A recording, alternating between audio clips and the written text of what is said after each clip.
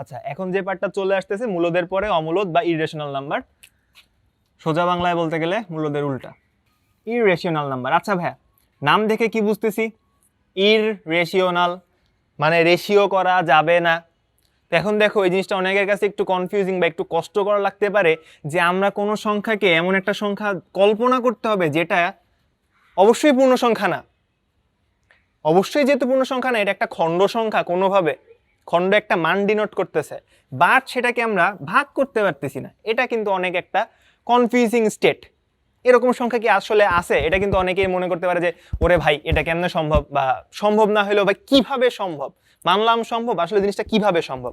আচ্ছা ফাইন, দেখো বাস্তবে কিন্তু এরকম সংখ্যা আছে, আমি সেটার প্রুফটা আগে দিই। ধরো পাই, ধরো √2, ধরো √3, ধরো ই, ধরো ফাই। বলতে পারো ভাই এত সুন্দর সুন্দর সংখ্যা খুবই মানলাম, কিন্তু এগুলা এরকম অক্ষর দিয়ে কেন? এগুলোর ব্যাখ্যা পরবর্তী ভিডিওতে তোমরা ইজিলি পাবা। তো এখন এই ভিডিও মানে ইররেশনাল নাম্বারটা, এই ভিডিওতে আমি একটা তোমাদেরকে ধারণা দেওয়ার চেষ্টা করি। তো ইররেশনাল নাম্বার নিয়ে অনেক ম্যাথমেটিশিয়ান কাজ করছে, অমূলদ সংখ্যা নিয়ে অনেকভাবে অনেক রকম কাজ আছে, বাট যে কাজটা সবচেয়ে বেশি আমরা মানে ইউজ করি বা সবচেয়ে বেশি প্রসিদ্ধ, সেটা হচ্ছে ইনফিনিট ফ্র্যাকশন বা অসীম ভগ্নাংশ। ধারণা কি? ধরো এরকম যদি কোনো ভগ্নাংশ হয় √3, এটা একটা mathematical expression. √3 is equal to 1/1 plus 1/2 plus 1/1 plus 1/2 plus, দেখো এটা এরকম চলতে থাকবে, এটার কোনো ভ্যালু তুমি পাবা না। এটা কি আবিষ্কার করছে ভাইয়া? অয়েলার। এই ম্যাথমেটিশিয়ানটা এই যে এক্সপ্রেশন এটা ডিনোট করছে বা এটার ব্যাখ্যা করে গেছে। তুমি যদি এটা করো, দেখো ভাইয়া কাহিনীটা কি হচ্ছে, তুমি কিন্তু আলটিমেটলি এভাবে যদি দেখো একটা ভাগ করার জন্য কিছু পাচ্ছ, কিন্তু কি পাচ্ছ তা কিন্তু তুমি নির্দিষ্ট করে বলতে পারতেছো না। এই কারণে এই সংখ্যাগুলো আসলে p/q আকারে প্রকাশ করা যায় না। তো আমরা বলতে পারি যে সংখ্যাগুলোকে p/q আকারে প্রকাশ করা যায় না, ঠিক সেই সংখ্যাগুলোকে আমরা কি বলবো? অমূলদ সংখ্যা। আচ্ছা ফাইন, এখন প্রশ্ন হচ্ছে অমূলদ সংখ্যা কোনগুলা হইতে পারে? অমূলদ সংখ্যা ভাই অনেক রকম হইতে পারে। যেমন আমি যদি বলি আনরিপিটেড ডেসিমেল, যেগুলা বা অসীম দশমিক সংখ্যা যেগুলো রিপিট করে না। ব্যাপারটা আবার বলি, অসীম দশমিক সংখ্যা যেগুলো রিপিট করে না, অসীম দশমিক সংখ্যা যেগুলো রিপিট করে না। যেমন আমি যদি একটা সংখ্যা লিখি যে 1.5645945, আচ্ছা 64 না, 563 616, এরকম আমি আমার মনের ইচ্ছা মতো বসাতে থাকলাম এবং ধরে নিলাম সেটা অসীম পর্যন্ত চলবে। তো এই সংখ্যাটা ভাই একটা অমূলদ সংখ্যা, কারণ তুমি এটার কোনো p/q আকারের এক্সপ্রেশন আসলে পাবা না।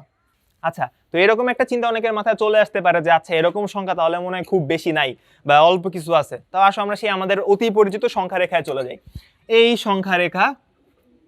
সংখ্যা রেখার সেন্টার পয়েন্ট 0 1, আরে 1 1 2 -1 -2, এটা প্লাস দিকে চলতে থাকবে, এটা মাইনাস দিকে চলতে থাকবে। এই সংখ্যা রেখায় যাবতীয় বাস্তব সংখ্যা বিদ্যমান। ওকে ফাইন, আবার ব্যাখ্যা দেওয়ার পরে এখন আমি একটা পোর্শনকে ধরো জুম করছি, এত জুম করছি যে 3টা ডট চলে আসছে আমাদের কাছে। ধরো এটাই সেই সংখ্যা রেখা, কিন্তু আমাদের কাছে এরকম 3টা ডট আমরা দেখতে পাচ্ছি।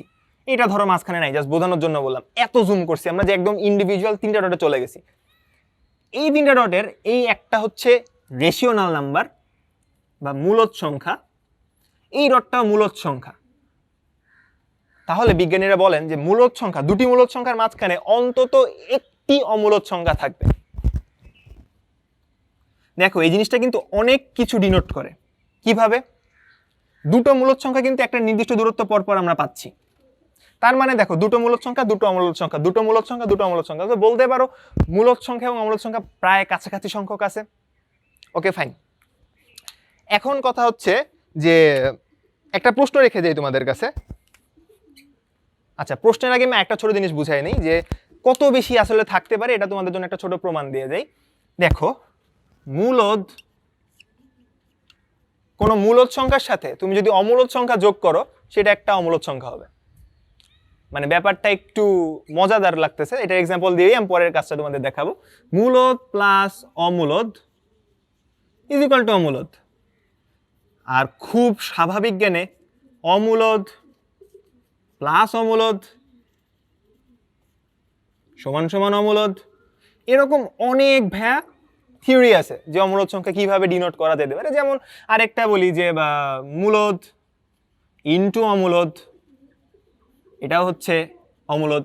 তাহলে দেখো তুমি মূলদ পাইলেই অমূলদ পাচ্ছ, যতগুলা মূলদ তত অমূলদ, যত অমূলদ তত মূলদ। এখন মূলদ সংখ্যা তো অনেক আছে, এটা আমরা বুঝতেছি, তার মানে অমূলদ সংখ্যা অনেক আছে। এখন তোমাদের কাছে যে প্রশ্নটা করব, যে আমি বলছিলাম আনরিপিটেড ডেসিমেল নাম্বারগুলা, যে অসীম সংখ্যাগুলো আছে যেগুলো রিপিট করে না, সেগুলো অমূলদ সংখ্যা। তো আমি একটা তোমাদের জন্য সংখ্যা লিখে যাচ্ছি, 2.01 001 0001 0001 চারটা 01 পাঁচটা 01, এরকম চলতে থাকবে। তো এই সংখ্যাটা ইন্ডিভিজুয়াল, এই সংখ্যাটা এটা কি অমূলদ? কমেন্ট বক্সে অবশ্যই নিচে জানাবে। তো তোমাদের যে পাজলটা বললাম কেবলই, সেই পাজলটার উত্তর আমি সরাসরি না দিলেও কিছু ধারণা তোমাদের আসলে দিতেই পারি। দেখো তোমাদের যদি এরকম কখনো বলা হয় যে 1 পয়েন্ট, বলা হয় না, তোমাদের এরকম অঙ্ক আসলে তোমরা পেতে পারো, এমসিকিউতেও পেতে পারো, অথবা তোমাদের বইয়ে এরকম বেশ কিছু এক্সাম্পল আমি দেখেছি।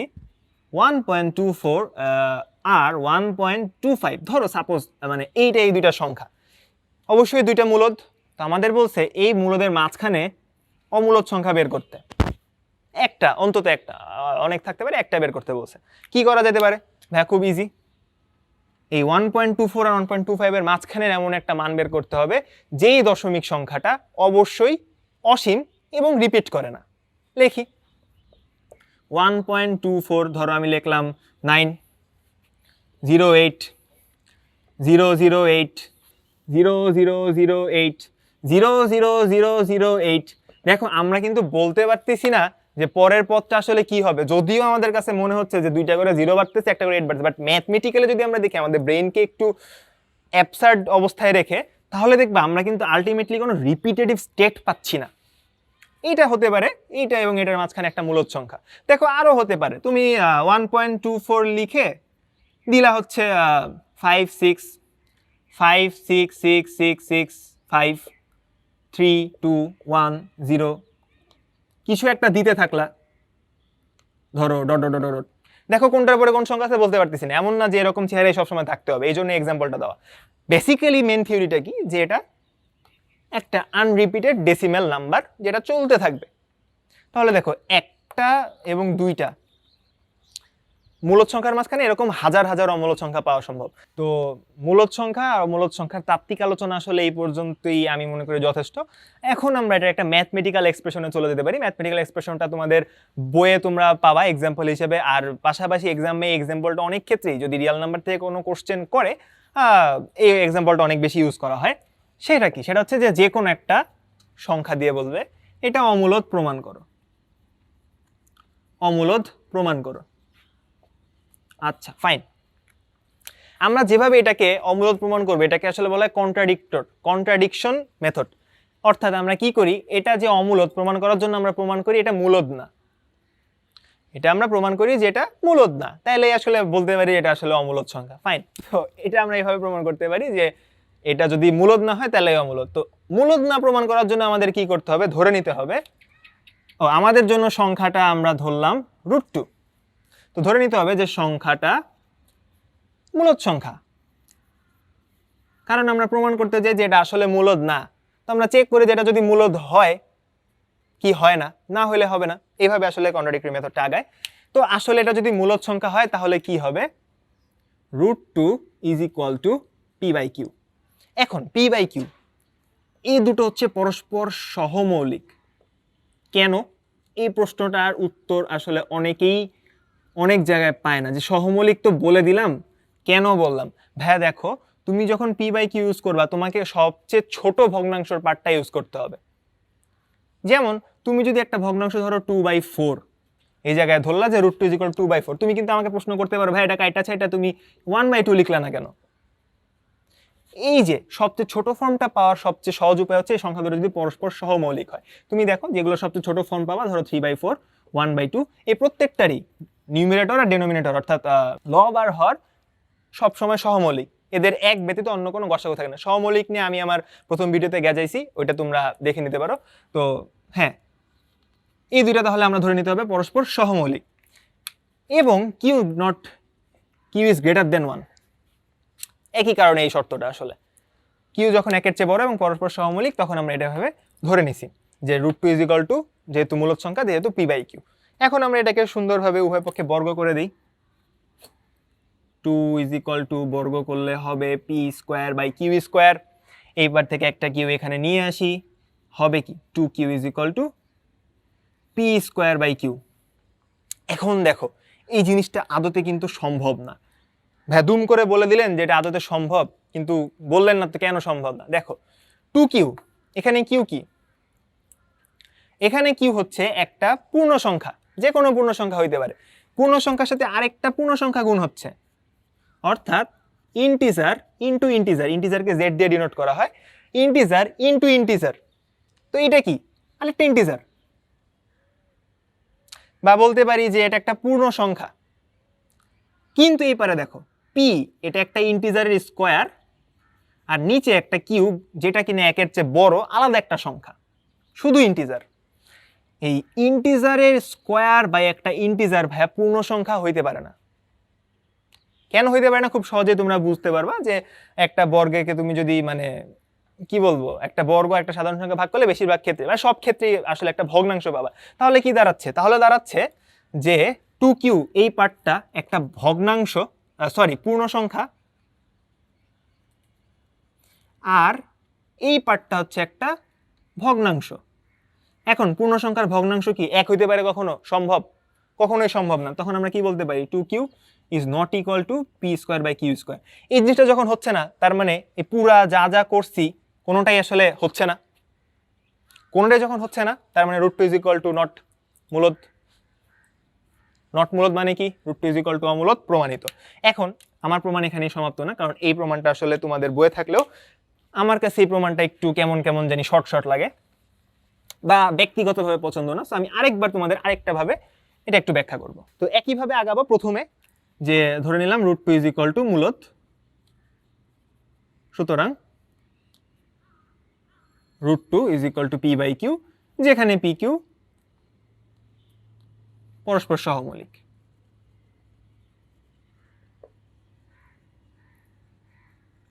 ওকে, এখন ভাই কি করবেন? এখন হচ্ছে একইভাবে গুণ করে দেবো, বর্গ করে দেব।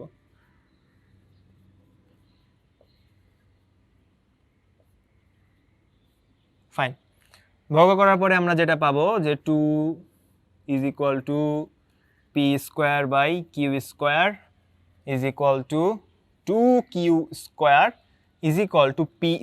আচ্ছা, এখান থেকে এবার আমরা একটু ব্যাখ্যা করার চেষ্টা করি। ফাইন, অবশ্যই দুইটা আলাদা আলাদা একটা ইন্টিজার।